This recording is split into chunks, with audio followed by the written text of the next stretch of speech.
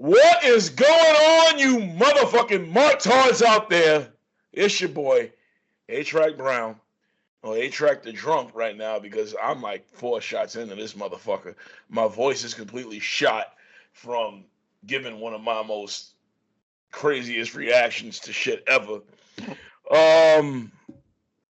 Night 2 of WrestleMania. And there you go. The bloodline right there. There it is. There it is. We the ones. They the ones because we got a new fucking champion, an undisputed champion. And now the question is, who dethrones that champion? But let's just get into this shit, because we got some shit to talk about, especially Supercard of Honor. We left that out of last night's show, and we wanted to save it for tonight. So you guys need to thank Q for that.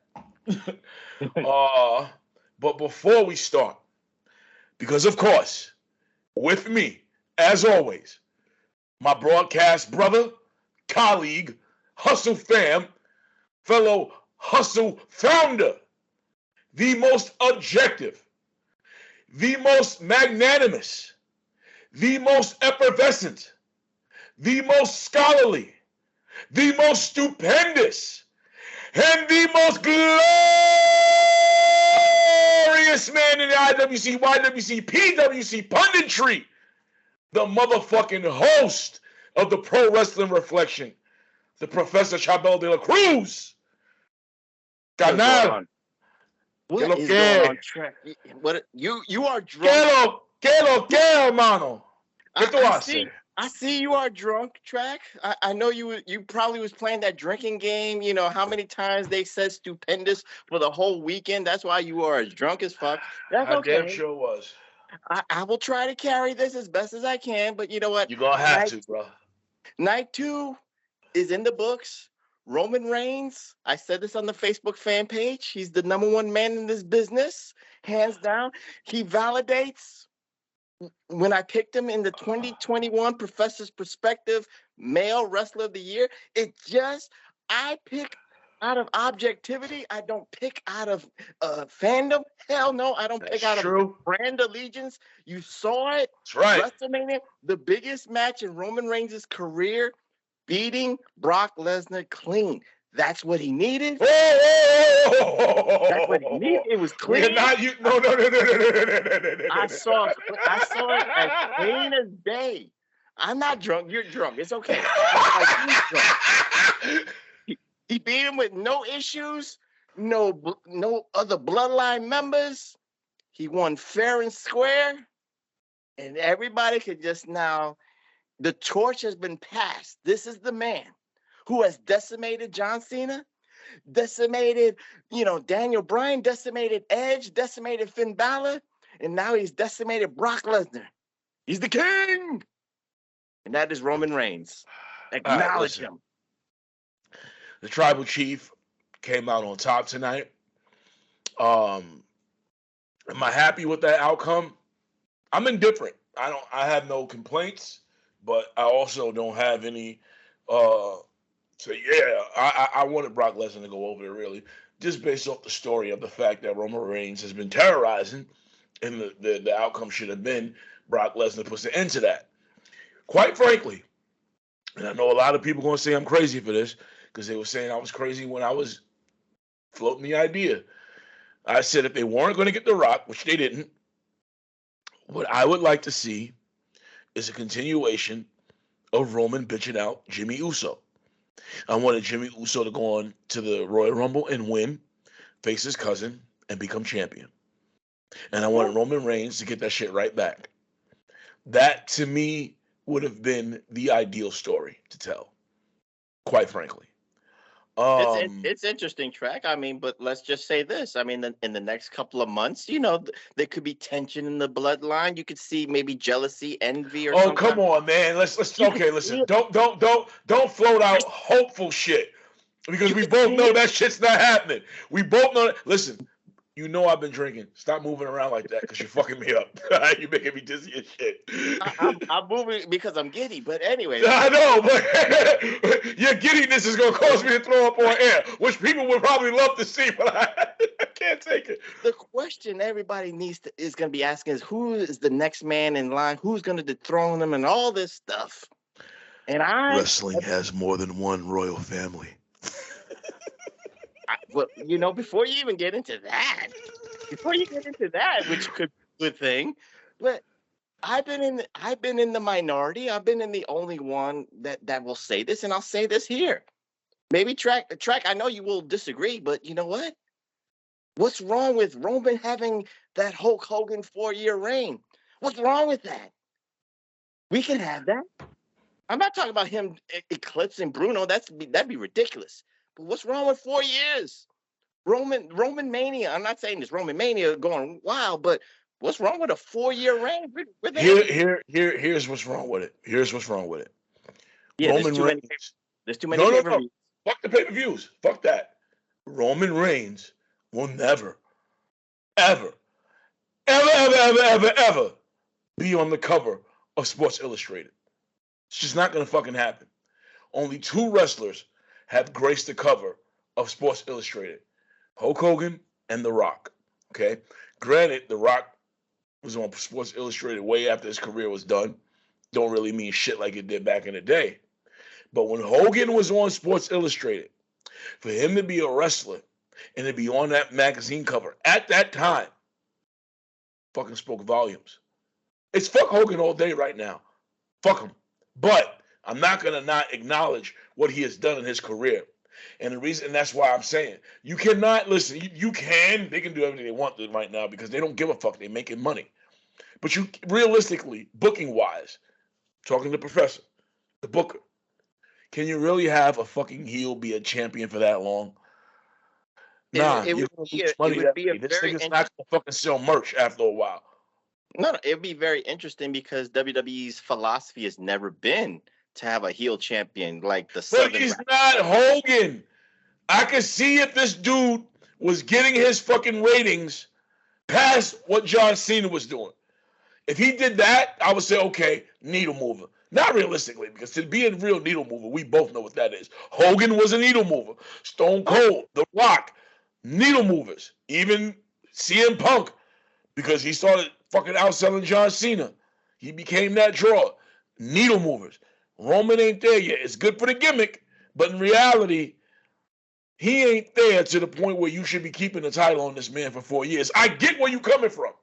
If he was a face, even as a heel, if as a heel, he had the ratings up more than they are right now. As a heel, if he was breaking records with merch selling. As a heel, if he was drawing crowds, I say, fine, keep that ball rolling as long as you can. But this Roman right now, this guy is not doing anything on the level of the men before him, including John Cena. I will not deny that John Cena sold merch. And I will not deny that John Cena didn't have the ratings draws like the men before him, but he brought the children back. He changed the dynamic of, family friendly, and up to bringing it back to family shit. Being that Nickelodeon wrestler, if you want to say that. That's what John Cena was. I can hate on him all fucking day, and with good reason, but I will not deny that what he did was have the WWE say, maybe we should make this guy more of a family-friendly type dude and get those dollars, those he was the Disney champion. He was the Disney face. That's why they stopped doing all the rap shit. Because they, whatever you want to say about Stephanie, you could say she made a right choice because this guy, Cena, kept them to a certain status. I think Kurt Angle would have done that as well, but I think Kurt Angle, not only would Kurt Angle have done, I think Kurt Angle would have brought them even higher. But John Cena did what they expected him to do. Roman Reigns ain't doing that right now. He's not. They can try to fucking manipulate it all damn day, but he's not doing that. I'm sorry. Go ahead, bro. No, I mean, again, with this gimmick, it's still fresh. It's basically new. The Tribal Chief thing started in 2020 with SummerSlam 2020, and now we're here. So, it's there. I think it's still kind of fresh. It's kind of new.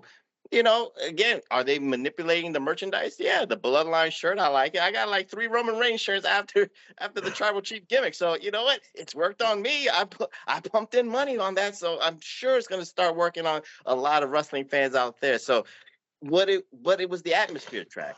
I mean, that atmosphere for Roman Reigns, he needed that because this was the first, besides the first one in 2015, but that was more totally, they wanted him to be decimated. They wanted him to be like destroyed by Brock Lesnar. But this was the big fight field that Roman and Brock had been waiting for the last 7 years.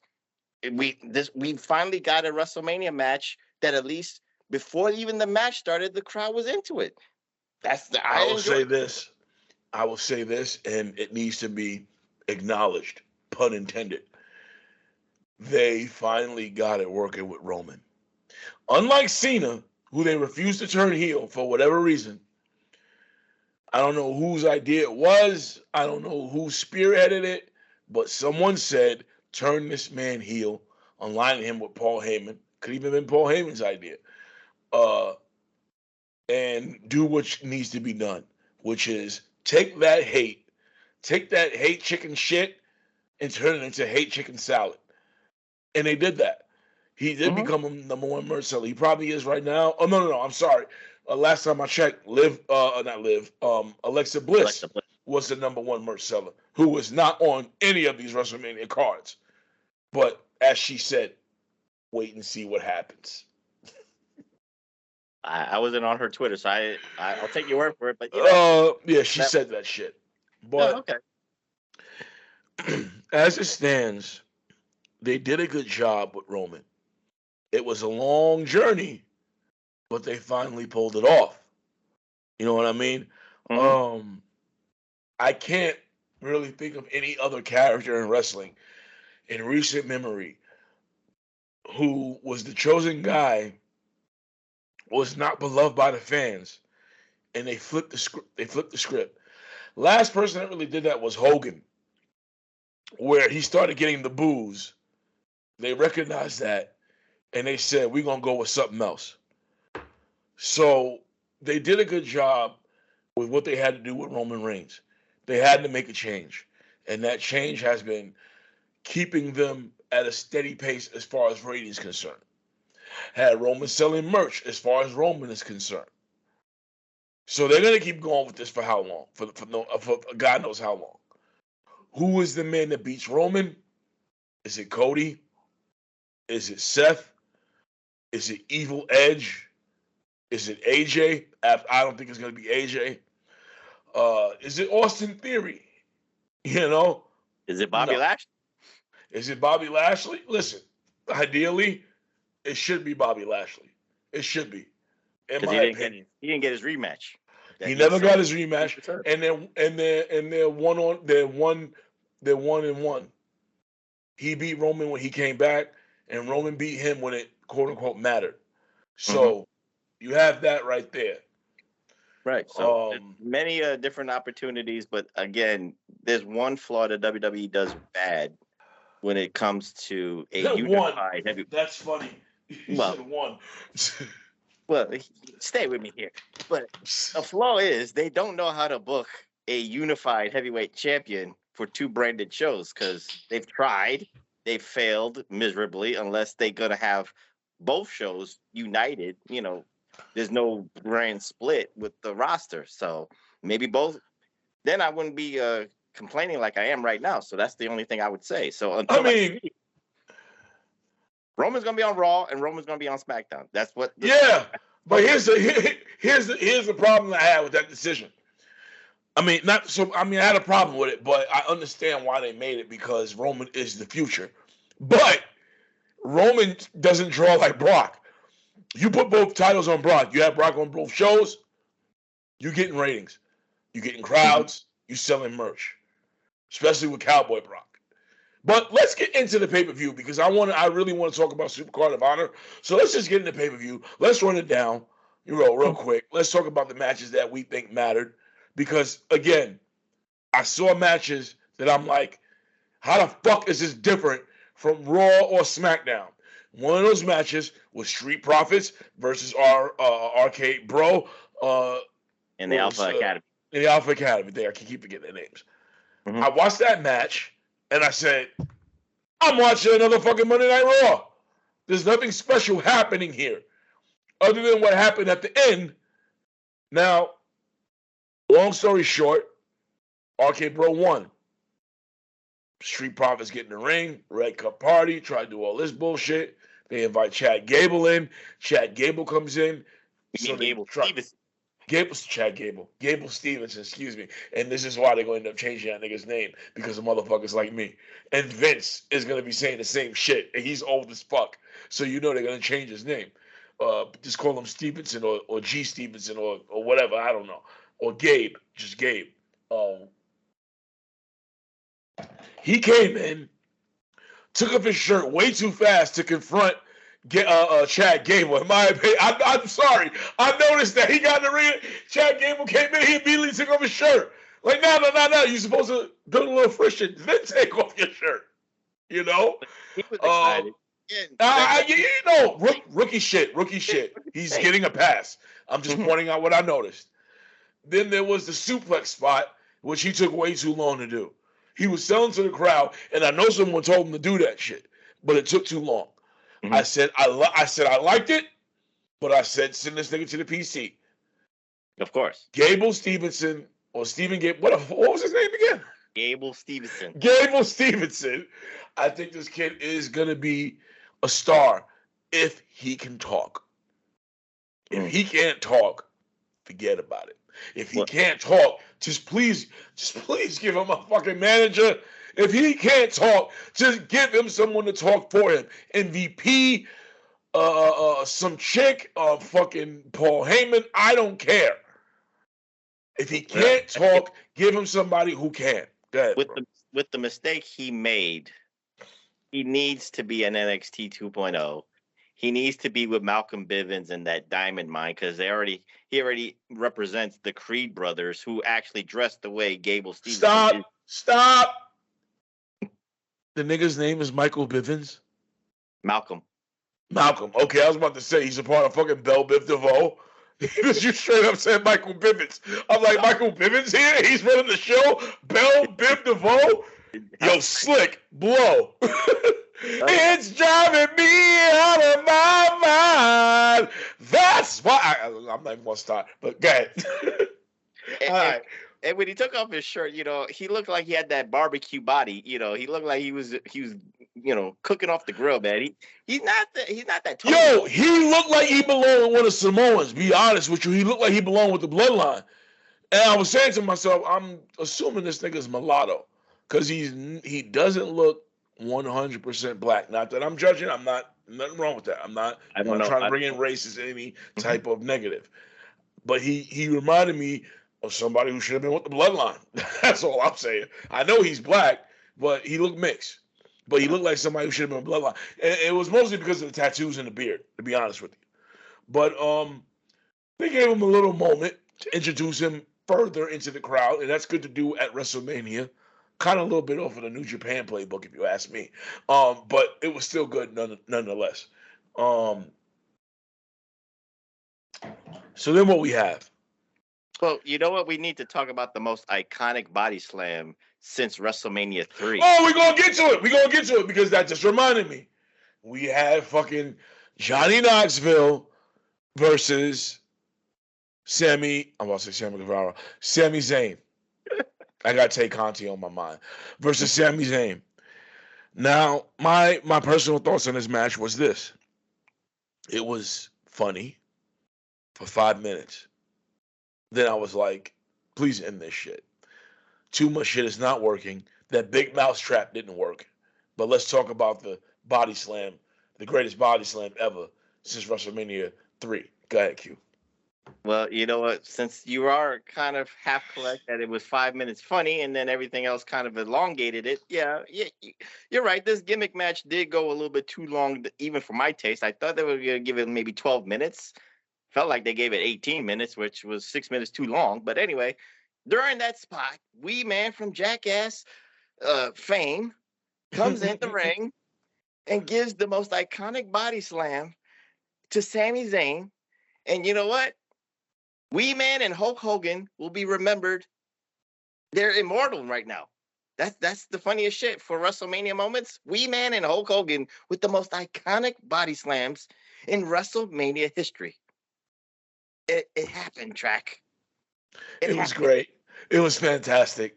That right there was the greatest moment of that match. Because like I said, 5 minutes into it, I was done with it. I was like, all right, stop this shit. And the realm of ridiculousness that I was expecting. I was like, okay, Wee Man's there. Sami Zayn's gonna be like going to the crowd, like signaling for somebody. I was waiting for Hornswoggle. I was like, I got you. I got something for your ass. And Hornswoggle would come in and do something. That's what I was waiting for. The person I was waiting for was the person who came out, was Party Man. I was like, wait a minute, Party Man has to come out. And then when he did, I said, pause. This ain't gonna mean shit unless he shows them cheeks. I didn't want to see that shit. That was I didn't want to see it, but that's Party Man shit. He's got to show them cheeks. He's like, hey, I know my gimmick. It's the party. And he did, that was funny. Because if you watch the Jackass movie, I didn't see the latest Jackass movie. And by the way, I'm going to watch that, and it's going to be a reaction. So I didn't see the latest Jackass movie, so I don't know how it went down. But I do know you got to have Party Man out there. So they got Party Man, they got Wee Man, and there was this big fucking mousetrap, which I was like, what the fuck? And then there was this machine to kick this nigga in the balls. I guess they thought that was funny. But I'm like, you could have just kicked him in the balls yourself. And they had a table full of mousetraps so the mousetraps were sliding in and all, and that was a waste of time. This match, with all the gimmicks they had, fucked it up. Because shit wasn't really working right, shit was botching, and I was like, come on, what the fuck? Just come on and end this shit. Any further thoughts on this, Q? Final thoughts is I'm glad that Sami Zayn got a program that he's happy with. It's a high profile program. It's not the 25-minute spots and spot monkey shit that he maybe wanted to do El Generico style, but he finally got a high profile spot on a WrestleMania card that people will remember. And he probably had fun with it. I'm sure he did. But I was saying, I can't believe he re-signed for this shit. But I get it. Hey, I get it. It's for the same reason. Oh, listen, if I was Kevin Owens and they told me that I was going to be in the main event at WrestleMania with Stone Cold, fuck AEW. I would have re-signed too, even if it was for fucking $250,000. I'm like, nah, I'm going to be in the main event with Stone Cold. I'm going to do this shit. I'm going to be putting a program with with Johnny Knoxville. I'm going to do this shit. Wait a minute. No, I'm not. Because I was just like, this was fucking stupid. But all the way, overall, it did what it was supposed to do, I guess. Then what do we have? We had the women's match. You want to talk about Omos and Lashley for a second? Or we're going to get to that, but I was going to get to the women's match first. Right, because I was going to talk about, I'll just say this. The women's match was a fucking clusterfuck. It was. Yeah. It had some cool spots. I actually did enjoy Rhea Ripley and Liv Morgan, and I will say the right ladies won, which was Sasha Banks and Naomi. Sasha Banks, the streak is over. She finally won one at WrestleMania. All right, so should I be happy or sad? Because the Undertaker streak, everybody when he lost, everybody got sad. So this streak, you gotta be happy for this because Sasha Banks. I'm just sure. And plus, and also. I think I mentioned this yesterday, but if I didn't, I'll mention it again. I'll mention it now. And if I did, I'll mention it again. Here you have a woman who, out of all your women, gets the highest segments. Now that I'm saying it, I did mention it. Okay, Sasha Banks is a ratings draw. And if they do it right, she should be on Raw and SmackDown with those tag belts. And she should be in really good segments, but we both know that's not going to happen.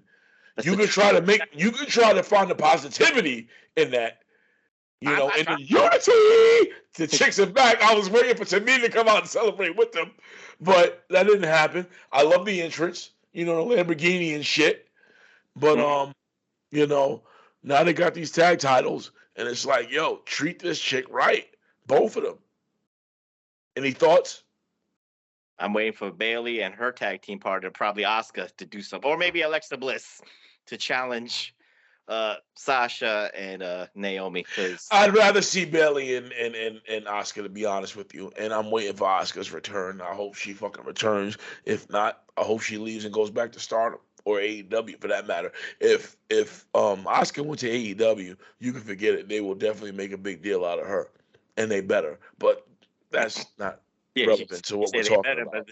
There's a lot of women over in AEW that had that one. Fuck all them bitches. Yeah. Fuck all them bitches. If you have a chance to sign Asuka, you do that shit. And if you have a chance to build her over all your women, fuck them. Fuck them. That's Asuka. There is no female in AEW that can fuck with Asuka.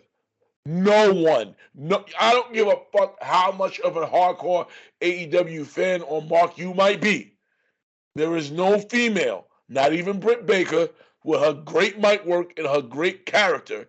Even though Asuka can't speak English as good as Britt Baker, she's not fucking with Asuka, even as far, especially not in the ring. But as a character, she's not fucking with Asuka. Straight up.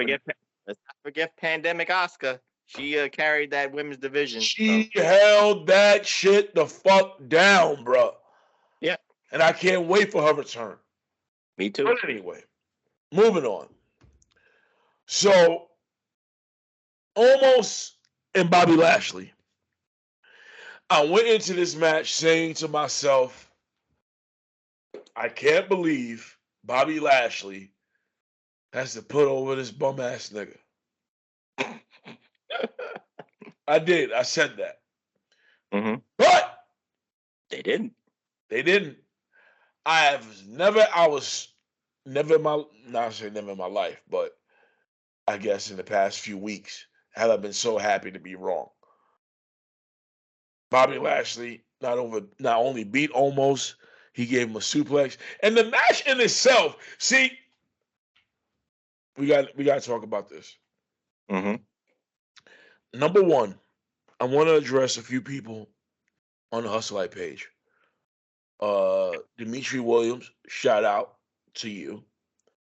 You asked me a question. Matter of fact, let me pull this up.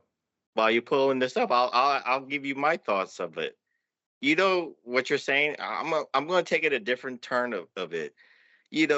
I see all the people on the social media pages, Hustleites, and for Omos and Lashley, what are you expecting? Are you expecting Daniel Bryan and a Kenny Omega match? Are you expecting Daniel Bryan and Adam Page? This is Omos. He's 7 foot. He's sloppy. This is David and Goliath. What do you expect? Tell them, Hugh. Educate these niggas.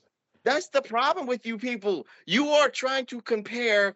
Omos is not the Big Show from WCW. He's not the Giant. And the Giant was more athletic than fucking Omos.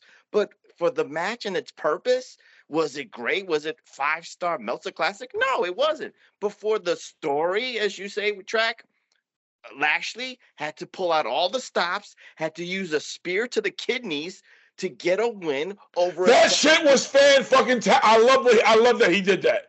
Fuck it being Bobby Lashley. I love that it happened so much that someone in the main event ripped that off. Go ahead. That's the only thing I'll say. What do you expect out of that? That's the thing I hate. People try to, compare too much and don't focus on the match itself and the story that they're trying to tell. No, but here's the thing, Q. And I have to speak on behalf of some of those people. They just don't want to see that guy, period. That's the thing. It's not about the match itself. They just don't want to see him, period. The man that tore the house down at Wale Mania? You don't want to see that dude? I said it straight up. I don't give a fuck that he's singing some Jay-Z song. I still don't want to see that nigga fucking wrestling. Well, the thing that was surprising was I also said that almost looks like one of them niggas you see sitting on a crate outside of a bodega all fucking day. Not that he's hustling, he's just sitting there all damn day looking like this. Yeah, look. Could be looking like hood niggas know what I'm talking about. You hood niggas know, especially my NYC niggas. Y'all know what I'm talking about. Yeah, he's a lookout for somebody. But anyway, I was expecting the match to take a turn with MVP trying to I thought he was going to unite these guys. There was no MVP at all. That was another thing. I found that peculiar, but go ahead. That was the thing. I thought that maybe we'd get Hurt Business 2.0. Maybe he was trying to unite Lashley and almost say, why are you trying to, the man is trying to separate us. We need to unite for the culture. We need to stand together for the culture. We need to take over WWE for the culture, and bring back the Hurt Business, bring back Cedric and bring back Shelton and, the new Hurt Business. Now, all right. So I found the comment left on my page by Dimitri Williams. And this was no disrespect. This was just his opinion on it. It's always comical when an armchair agent calls a match sloppy. This was in reference to the match that Bianca Belair had with Becky Lynch. Mm-hmm. And I said, you ever been to wrestling school? I have. It's funny how cats don't know what clean work is supposed to be. Y'all get wrapped up in the crowds, and instead of actually paying attention to what's going on in the ring, a lot of people get wrapped up in the crowd noises, and they say, "Oh, this match was great." I said this last night. I don't watch matches like I used to. I'm not a kid anymore. Nobody a grown man. Yeah, this community not only matches the way they exactly. And not only am I a grown man, I'm a grown man who reviews wrestling. So if I'm going to review this, I'm going to watch this as an analyst. Granted, I'm not a quote-unquote professional. And it's always been my dream to debate Dave Meltzer on what he may have considered a five-star match that I said, So going into this match, I knew that I wasn't going to be in for anything amazing. You know what I'm saying? Going into this WrestleMania, I said, I hope we have some good work. So this match didn't have that. Totally. But there were some cool spots where I said, okay. The coolest spot was when Bobby Lashley fucking won. That was it. The right guy went over, and the right guy, quote unquote, made history by getting the big man off his feet. That was it. And moving on. That's it. We just moving on from that. The right guy won. That's all I care about. Now, what do we got left? Oh, Pat McAfee versus. No. Save that one for let's talk about the match that you called on the text mid-card meh. Oh, yes. You want to talk about your wrestling analyst here? You judged this one really weird. I'm not saying that this is the match of the year candidacy, but Hustleites, we had the Dark Side of Edge versus the phenomenal one, AJ Styles.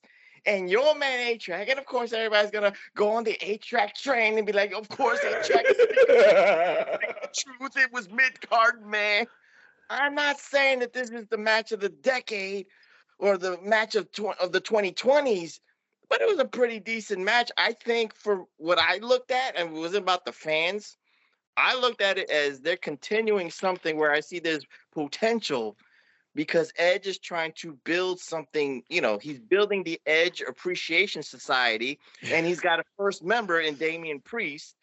How is AJ Styles going to combat that? Of course, they're going to fight again at WrestleMania Backlash, whatever that pay-per-view is called, or they're going to fight on Raw again. WrestleMania Backlash, you're right. But you see where they might go with this. They can have a tag team. You can see the Bullet Club reunion of two leaders, Styles and Finn Balor against Priest and Edge. Now, for the match that you don't like, I thought it was slow. I thought it was slow, methodical, psychological. And Edge is trying to do, is trying to be Gangrel of 2022. That's what it was. Yes, that was my wrestling analyst eyes. I was looking at that. Okay, Q. I have known you for a long time. I've went to wrestling events with you. I have helped you start a chant of Hezbollah. I'm fucking proud of being a part of that history. We got motherfuckers chanting Hezbollah. Beautiful. Do you even understand what that means to get a crowd of wrestling fans to chant Hezbollah? You did that. You did that. We did that. I don't take full credit. Okay, we did that. Mm-hmm. But my brother, are you honestly going to tell me that this match was slow and methodical? It was slow and uninspiring. It was slow and at times uninteresting. And even on AJ's part, it was slow and mid. This fucking, come on, man. This match was mid. Mid. And I got the fucking thought process of saying mid to one of our faithful followers, Parker Lewis. Shout outs to you, who said WrestleMania was mid, and it was. I'm going to direct you to a fucking comment from a guy named David Lamont, who says, and this was a back and forth we were going through, he said that Edge was elite, and I couldn't help but fucking laugh at that. And I said, who the fuck says that? Outside of maybe a few hundred fans, maybe even a few thousand. But who the fuck says this nigga is fucking elite? His response was, who said Edge was elite? Everyone. You said Edge wasn't a draw. You must be trolling. And a shitload of laughing emojis. David Lamont, the professor, will tell you, Edge was never a draw. I never even co-signed on that one. I just said opinions vary, and he has a fucked up as it was for Triple H to say in front of a crowd, he was right when he said Edge, when he told Edge, you never draw a damn dime. You never drew a damn dime. Because he didn't. Neither did Triple H, really. But Edge did not draw a damn dime. I'm sorry. And this match proved exactly what I was saying all along. When it comes down to it, Edge is a corny motherfucker. Not a bad worker. Not a bad worker. None of his matches, with the exception of anything that he was involved in a tag team scenario, felt special. With the exception, no. The whole Edge sex show thing with John Cena and Lita, I dug that. Mainly because of my hatred for John Cena. But I really did think that Edge was on the top of his game when he first became the rated R superstar and did the thing what he did with John Cena and Mick Foley. I'll give him that. That was what I'll give him. Other than that, nothing about Edge ever really made me excited unless he was aligned with someone. So basically, you're named new faction. Huh? You named Edge's new faction for me. Which one was it? The B+ players. Oh, well, I'm glad I could do that. But this match, like I kept saying, was beneath AJ Styles. AJ Styles is 10 times the in-ring worker Edge is. And I was watching this match, saying to myself, damn, this shit is not it's not doing anything for me. Even AJ wasn't performing what I felt was up to snuff. And then he hit his face on the WrestleMania side, which was funny, which cut him. So a lot of people were like, why is he bleeding? He was bleeding because he hit the fucking sign. Maybe he was thinking about the gay community. I don't know. But I just didn't feel this match. I really didn't. Damian Priest came out and confirmed the dirt sheet rumors that Edge is starting his own faction. This might be good if it helps build stars. Q, what say you? That's the way I look at it. I think this match was an introduction to a program that's gonna continue, and that's why it was. That makes sense. Mid for your liking. So AJ was holding back, and yeah, you know what, Hustleites? It's wrong to hold back at WrestleMania. I actually agree with a lot of people with that. You should go balls to the wall for it. But I guess the logic for Edge and AJ is like, let's hold back a little bit, save it, and build a payoff. I don't know if it's for Backlash or the pay-per-view after that Money in the Bank. I don't know where we're going to go with this track, but they chose to do it slow. I'm not saying it's the right choice, but I understand. No. It's not slow. It's not slow. It is pace. It is going on because remember, this started about a few weeks ago, like 2 weeks ago, right? Mm-hmm. Yeah. And you got Damian Priest out tonight. And as far as status is concerned, no matter how I feel about Edge, he's up there. So for Damian Priest, no different than Austin Theory, to be aligned up with someone like Edge, where Theory is aligned up with McMahon, that's fucking great for you. Mm-hmm. And I can only hope, like I said, that this builds Priest into a star, who I'm not even a big fan of. But I do wish good things for him. He's a New Yorker, Boricua, black and brown, represent. So I may not be a fan of yours, but for the culture, I hope you do your fucking thing. Straight up. Yeah. But this might be something. But the match, I just didn't care for it, man. I just didn't. Opinions vary. That's all I'll say. You're right. So now we got Pat McAfee. No. And Get it right. His name, because of me, is the Limitless One, Pat McAfee. Because they played fucking One Nation Army by White Stripes, and the crowd was like, oh, and that's associated with bask in this glory. But yeah, a white man would steal that shit from a black guy. So for a reason. But nah, Pat McAfee was over as fuck. And I said this on a Solid Monster thread during the match when it was closing towards the end, which I saw coming. For this match, at that point, to be match of the night, said a lot about this WrestleMania. Because up until that point, it was match of the fucking night. Pat McAfee said Logan Paul who? And again, went from what he did with Adam Cole, which was much better than what we saw tonight, as far as his in-ring work. But his in-ring work was still good for who he is. He applied a lot of that to what we saw with Austin Theory.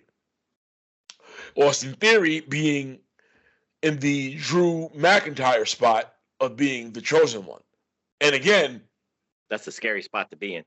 Yeah, because Vince McMahon has once again chosen someone who has some controversial shit with women. Let me tell you something. I believe that you're innocent until proven guilty. I believe all the facts should be let out before you come to a decision. But I also believe I know a fucking rapist when I see one, and I think that motherfucker, Austin Theory, is a fucking rapist. No one's gonna tell me he's not. I don't care. You can tell me, but I'm not gonna agree. That nigga is a fucking rapist. You see his face? He has the face of a rapey frat boy. This nigga's a goddamn rapist. I don't care what nobody says. This nigga has the face of niggas who forcibly stick his dick in chicks' asses and vaginas. And I'm not making rape jokes. I'm making jokes on this nigga. But I truly believe that nigga did rape that chick. I don't give a fuck what nobody says. Yo, first of all, this nigga looks like Sammy Guevara on steroids. Second, he just has a rapey face. I'm sorry, he does. And like Drew Galloway had his controversial shit with a woman, here's this dude who has his controversial shit with a woman, who McMahon also chose. That's just me. Yeah, Give your thoughts, Q. Yeah, but the difference is Drew wasn't this high on the card, even at that point being the chosen one. Absolutely not. So you're right. So in that essence, whether the face is whatever it is in your life, in your humble opinion, he's not. He has beaten those charges, whatever it was, allegedly. So, he has. So Allegedly. again, allegedly, I'm not gonna go into I believe in or whatever the Me Too movement. That's on y'all for social media. I'm just going with the match. You're right. Match of the night, pop of the night. The crowd was into it, and Pat McAfee, Limitless won. You know, Pat McAfee's WrestleMania record is 1-1 because he won one, lost one. But even though I don't really care about the lost one because that was just more for show, and that was bullshit. Because again, we went back. It still goes in the record books. He's still not undefeated like Michael Cole. Yeah, but it went for the nostalgia, which we talked about yesterday with Stone Cold Steve Austin. That was a bad stunner that he gave Vince McMahon. But oh my God, I couldn't believe that shit. I was like, you gotta be kidding me. That was worse than Linda. Yeah, let me just say this again. The mind is strong, but the body can't hold. This is why I gave Sting a pass a couple of weeks ago on AEW with Private Party. I'll give Vince McMahon a pass. I know what you want to do, Vince, but you can't do it. That's why we did not want this match between whatever that rumor was with you against Pat McAfee. I'm glad it's Austin Theory. I'm glad it was a better match. I'm glad this was a shit show of the second part because, he got his little spots in. But when you saw that stunner track, I was like, this is why you're 73 years old. Don't do it. Don't take a bump. Just take a punch. That's it. But, Vince McMahon, he's a stubborn motherfucker. He's not going to listen to the professor. But I'm trying to tell you, you can't do those spots anymore. You can take a punch. No, you can take a headbutt, but you can't do the stunner. You can't do a body slam. You can't do a spear. It will look bad. It'll look terrible. And you're not doing any favors for someone like Stone Cold Steve Austin. That's just me. And that's the professor talking right there. And after that, I got nothing to say. Other than the fact that I knew Stone Cold was coming out, I just hated the fact that they took so long to get to it. And that stunner was fucking horrendous. But you know why it took so long? Horrendous. Did you count it? It took 3 minutes and 16 seconds for that music to come out. Really? I did not. Are you serious or are you fucking with me? I'm fucking with you. Okay. All right. Main event time that we already talked about. Oh, I will say this. Pat McAfee winning meant that celebrities at this year's WrestleMania were 3-0 against WWE superstars. Logan Paul won, Johnny Knoxville won, and Pat McAfee won. That's not good. Logan Paul was the only one, in my opinion, who should have won. That made sense. I mean, I'm sorry, not Logan Paul, Johnny Knoxville. Yeah. Logan Paul should have lost. And then the Miz should have did what he did. Which, I think they're going to do something at WrestleMania Backlash with those two. Mm-hmm. But I just wanted to put that out there. But moving on. Pat McAfee is not a celebrity. He's kind of like a part-time wrestler right now. So yeah, but come on, man. This nigga was the kicker for the fucking Colts or whatever. He's a celebrity. Let's be real about it. But moving on to the match that we already spoke about in the beginning. And long story short, Roman Reigns defeats Brock Lesnar to become the Universal Champion. A spot which I believe Bobby Lashley should have been in. But whatever. What does this mean for the future, Q? Well, again, you even said it. The royal family. Somebody is coming for Roman to do something that his father couldn't do and become a WWE heavyweight champion. That would be Cody Rhodes. So that's interesting. You got Bobby Lashley, who didn't really lose at Crown. What was it? Elimination Chamber, really? Because he got Elimination Chamber. Out. It was that Crown Jewel, but it was the Chamber. Yeah, but he didn't really lose cleanly. He was hurt. They played it off as a concussion, so he never really lost his part of the title. So you got that second. I'm going to tell you this right now. You better look for that reaction if and when Cody Rhodes goes over on Bobby Lashley if they decide to do that. I like Rhodes. I like Cody. Mm-hmm. Despite my reaction, I like Cody. But you better not have him be Bobby Lashley. Fuck that shit. If he does, it better be a count out.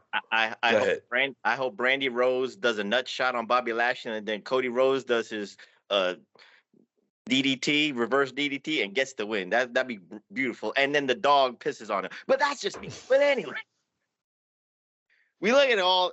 I mean, again, you got Drew McIntyre on the SmackDown side. You know, he can have a program with Roman Reigns. WrestleMania Backlash could be a throwaway. Yeah, that's true. You know, but why waste that on Drew McIntyre when you're trying to build?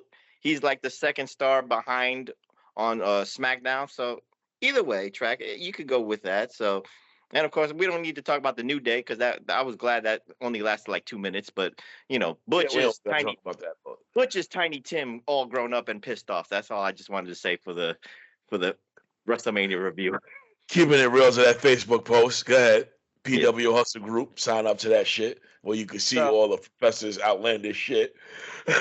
truthful analytic shit. But anyway, I will say this for WrestleMania purposes. Of course, the second night, it's exhausting in a sense. Track. I mean, you can never top the first night in anybody's eyes. I think that everybody is all amped up on the first night. You had your good matches, or I gave it that 8.5. So if I'm gonna round it out, if I'm gonna round out Saturday and Sunday together, I give it a nice 7. It is what it is. I mean, okay. Night two was like a 7.5. It had its low points. That's the way I look, but that's why I'm rounding it out and averaging out to a solid 7 for the weekend. I'm not gonna judge this on the outcome of the main event. Didn't really matter to me.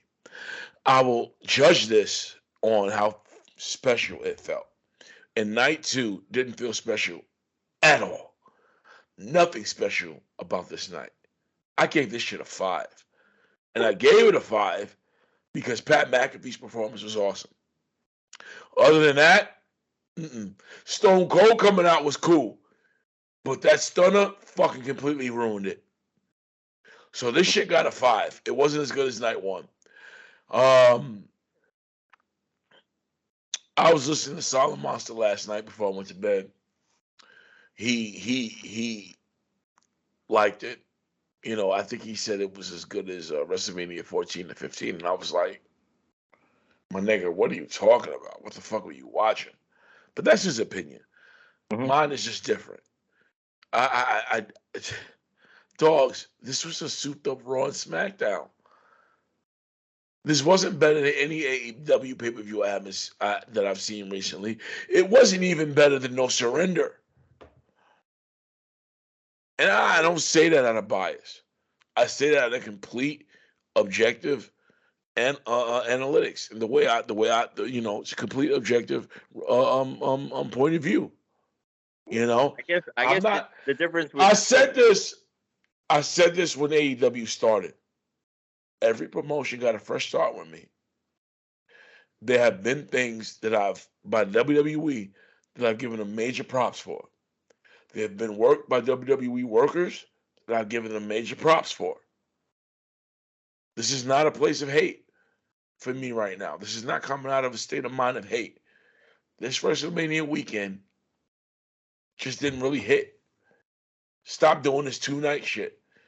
Next year, they're going to go to Hollywood, and I predict The Rock will be inducted. If not The Rock, maybe Batista. WrestleMania 40 will most likely be at MetLife Stadium, and I predict Triple H will go in that year.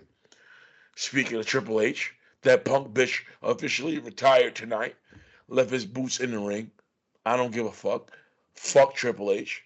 Fuck him for life. But now that WrestleMania is out of the way, you gave it what was your score? For the 2 nights, I said 7.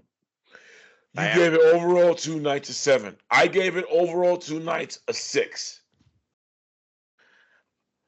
Supercard of Honor, which to me was the superior show, which to me had the superior surprise, which was Samoa Joe.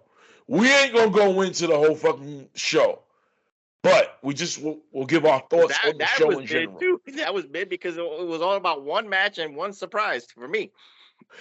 No, to me, it may have been about one match. I may not disagree with you there, but the card in general was fucking great. And that one match, let's be real, FTR versus the Briscoes. One of the matches should have been the main event. My only complaint, But based off what they did at the main event, it made sense.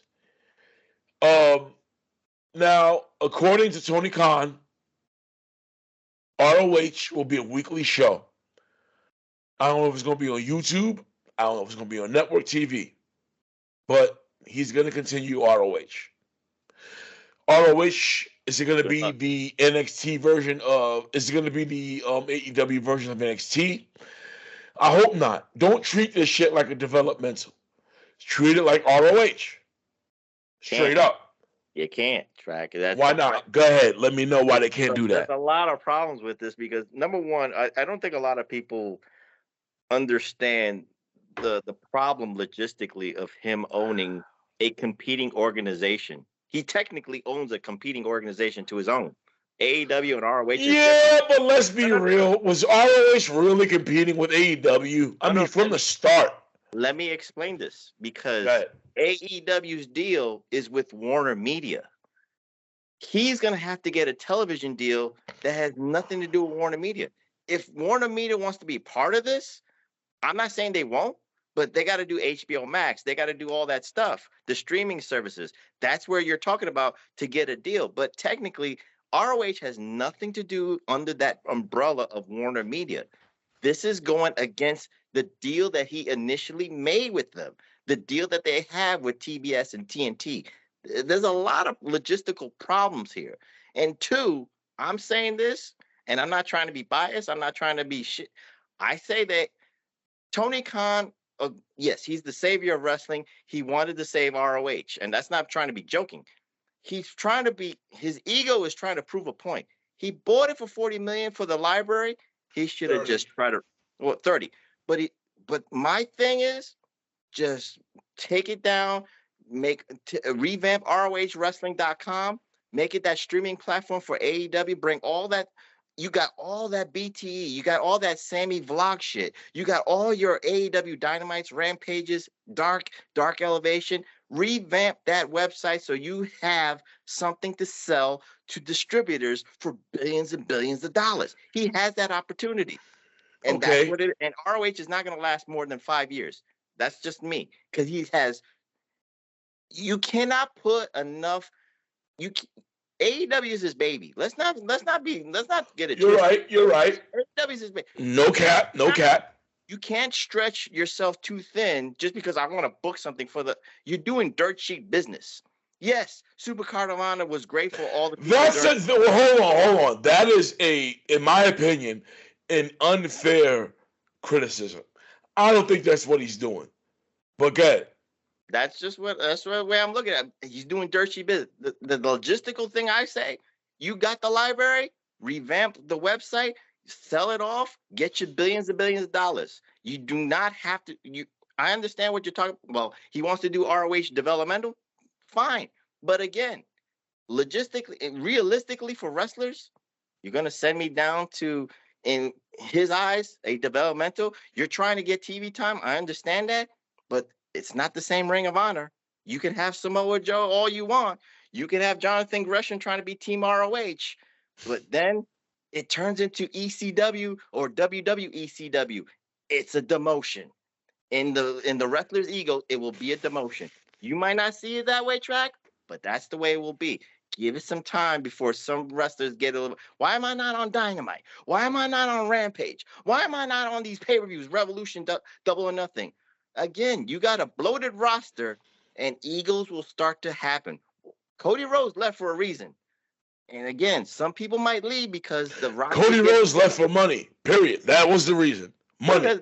Let's be real. The professor will find out why Cody Rhodes really left, and then I'll give you a. All right, you do that. But again, okay. Oh no! You better watch that. If you say we're going to get a professor's perspective on Cody Rhodes, perspective, which I love personally. I don't give a fuck if nobody watches it. I love that shit. I want a perspective. You'll get That's right there. All right, cool. Go ahead. We'll get it, but I'm just saying. Again, right. if I humble, I said this on a perspective on the Podbean, on PWC. I said that ROH is not going to last more than 5 years the most because I think Tony Khan is stretching himself too thin, trying to appease a lot of the fans out there. but he should do the business so he can get the billions and billions of dollars. Do it the right way. AEW's your baby. Treat it right. Do not divert what you're trying to do and grow AEW into this juggernaut that it can be. You're diverting yourself, Track, and you know that. All right, fair enough. Okay, what you're saying is not out of the realm of possibility for the lasting 5 years. I understand where you're coming from. I don't agree, but I understand.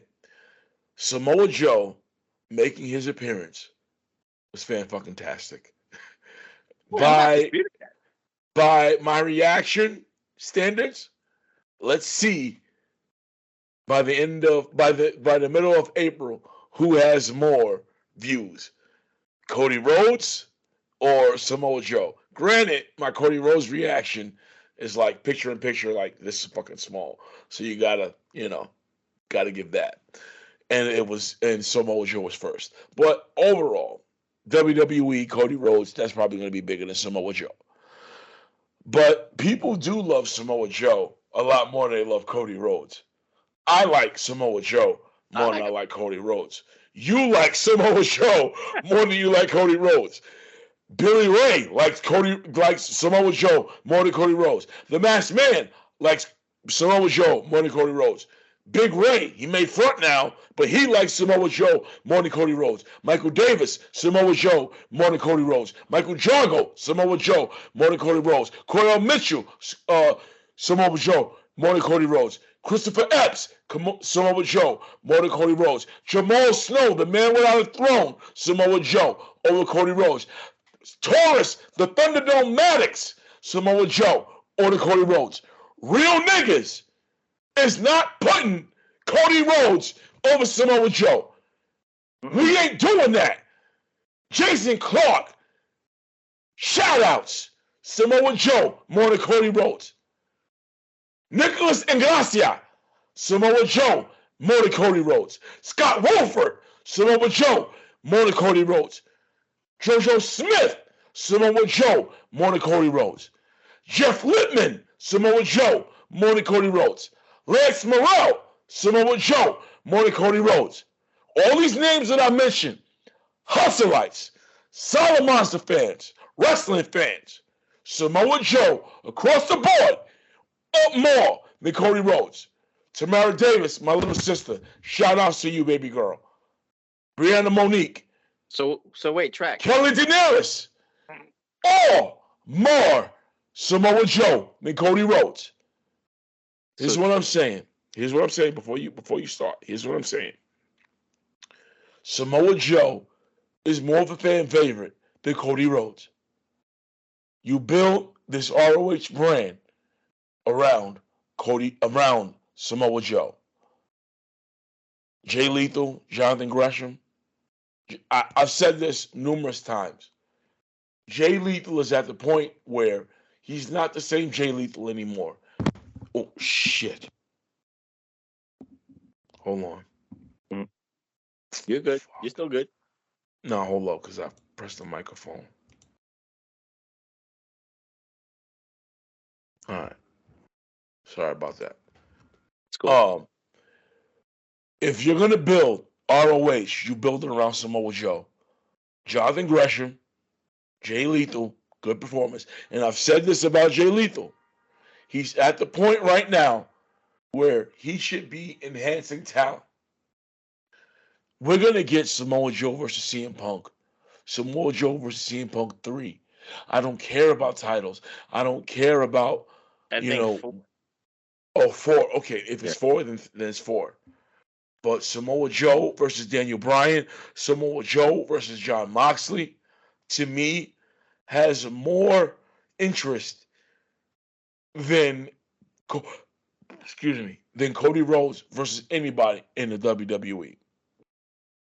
Samoa Joe versus Kenny Omega. Samoa Joe versus Kenny Omega!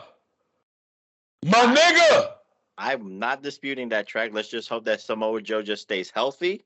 No concussion. True. No, that's the big wild card about him. He can have these good high impact matches, but one fatal step at his age right now, He could be sidelined for a couple of months, and then you have all these plans and all these planned not dream matches, but just planned matches that you could. No, dream matches, bro. Samoa Joe versus Omega is a dream match. It could be the fourth time, but based off the status, Samoa Joe versus CM Punk right now, dream match. Samoa Joe versus Daniel Bryan right now, dream match. Samoa Joe versus MJF, dream fucking match.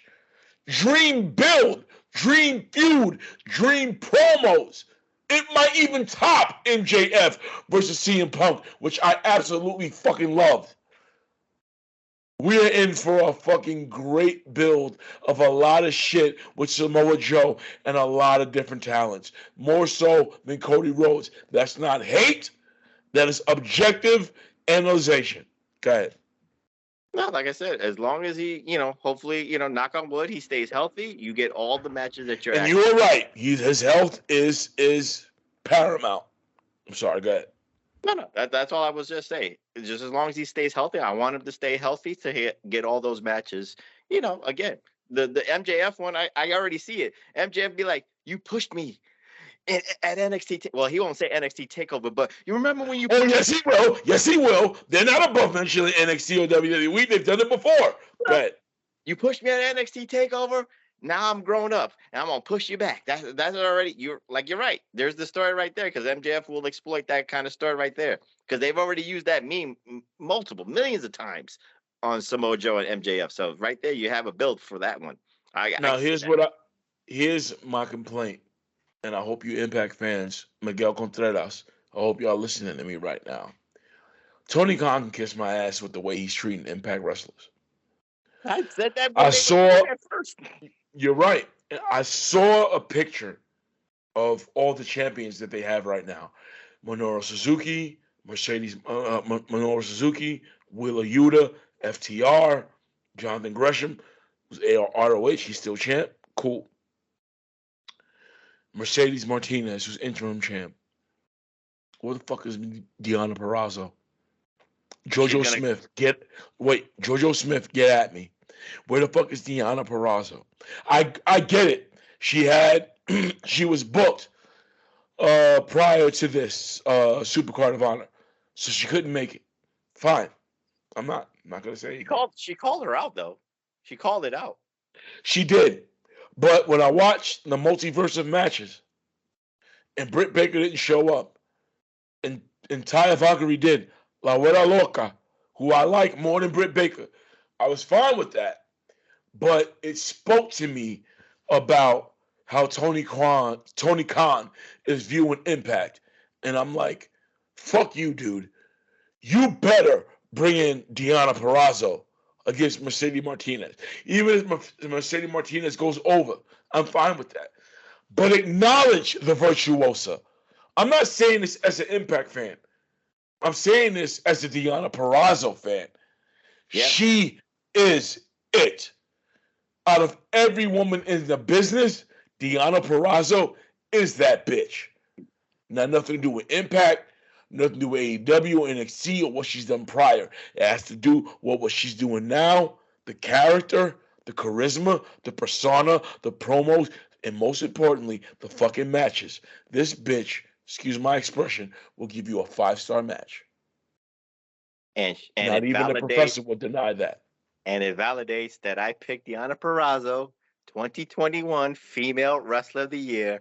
And people might not agree with that, but the receipts were there. Fuck that. Yo, if they don't agree, they smoking crack laced with meth and shrooms. Michael Davis knows the deal with Deonna Purrazzo, the expert in women's wrestling today, other than Roger Power Tweeter. Michael Davis, subscribe to his channel. Watch his videos. Tweet him. He will tell you about the top performers of female wrestlers. Deonna Purrazzo is number one. Period. Bar none. That's what I have to say. Stop playing her, Tony Khan. I don't like that man personally. I like him as a booker. Stop doing everything by yourself. That's how fucking Paul Lee fucked up ECW. Talk to William Regal. Talk to Daniel Bryan. Don't do everything by yourself. Q, your final thoughts before we get out of here. I'll just keep on with Deonna Purrazzo. I mean, Double or Nothing is coming up. Why not Deonna Purrazzo against Britt Baker? Why can't you do that, Tony Khan? You have her as the ROH Women's Champion, so you me and you are so right here, right now, like we've never been before. My bad. Go ahead. That's okay. Again, ROH Supercard of Honor, I'm going to say it was mid because all I cared about was FTR and Briscoes match of the year candidacy. Anybody who is booking Wheeler Yuta as a champion loses points on me. I'm sorry. No, chill. Hold on. I forgot to mention Wheeler Yuta as a champ. That, to me, is on some New Japan shit. You want to push Wheeler Yuta. You gave him this title. You're going to put him down with BCC, Boot Camp Click. I think they're going to put Jay Lethal down with that, too. They will. I mean, they might do that storyline, but you know what? Wheeler Yuta, no, listen. I'd rather it have been, and I know you probably feel the same way. I'd rather it have been Daniel Garcia, but whatever. They gave him the Jericho, but Wheeler Yuta is the Daniel Garcia light. If he pays attention and listens to Daniel Bryan, Regal, and Moxley backstage, he'll be fine. So I'm cool with that. I'm cool with that. I'll take your word for it, but it's a wait and see for me. So that's all. I'll just end it with that. But it was predictable with the Tony Khan Ring of Honor when I already understand what you said about Lethal and Gresham and Rhett Titus not being those kind of people that can draw money. I get you. I'm not even disputing that, but I knew it was predictable. There was only one match I wanted to see. I got to see that match in FTR. FTR and the Briscoes just validated why the Young Bucks are overrated, but that's the way I'll end it right there. I feel you on that. I wish the Briscoes would go into AEW. I know that they said some things that were, pretty much homophobic. They were drunk. They apologized. They were drinking that moonshine. You know that. Listen. As a dude, I get and understand that opinion, even if I don't agree. Don't share shit like that to people because it's not going to go over well. We are a society that is moving forward. We're not trying to tolerate homophobia, transphobia, racism, sexism, xenophobia. That's it. But I hope that they can bring them on. With that being said, tell them where they can find you, Prof. Well, you can find us with the Pro Wrestling Reflection podcast, myself and Tommy Wonder. You can find that on the PWHustle Networks at podbeam.com. And follow me on the Twitter at PWHustle PROF. That's PWHustle Prof. And you can find me, A-Track Brown, where you can always find me right here on the PWHustle YouTube channel. We might start a Patreon. Me. I might start a Patreon. Not too sure how I'm going to go about it. I got to do more research on it, but I might start one soon. I'm a man of find me here. You don't be involved in this Patreon because I already know. Well, you're a socialist, man. You're a socialist. Come on. You ain't about money. But I'm from Harlem. But you can still find me here. If not here, the PWHustle Facebook group or on Twitter. Hit that notification button. The Bel Air reaction, already up. Fucking Walking Dead, I'm going to get at you with that. Peacemaker, I'm going to continue that series. Like I said last night, the house is painted. Everything's back in order. So I will get back to what I need to. But at the end of the day, like, comment, subscribe, hit that notification button, follow the professor, follow me on Twitter, A-Track Dastardly, the number 8, TRAC, Dastardly, plain and simple. And this is the PWHustle WrestleMania Night 2, which I thought was meh. I gave it a 6. Professor, you gave it a 7. A 7. He thought it was less than Night 1. There you go. And me and the professor, thank you for being here, dog. You my hustle-like brother. God bless you. I love you. Keep you safe. Be safe. You too. And we out. Say peace, bro. Peace. We out of here. See you later, y'all. Be safe. Fuck Triple H. Fuck Hulk Hogan. Fuck Will Smith. We out this motherfucker. Say peace, Q. And fuck Tony Khan. See you guys later. Peace.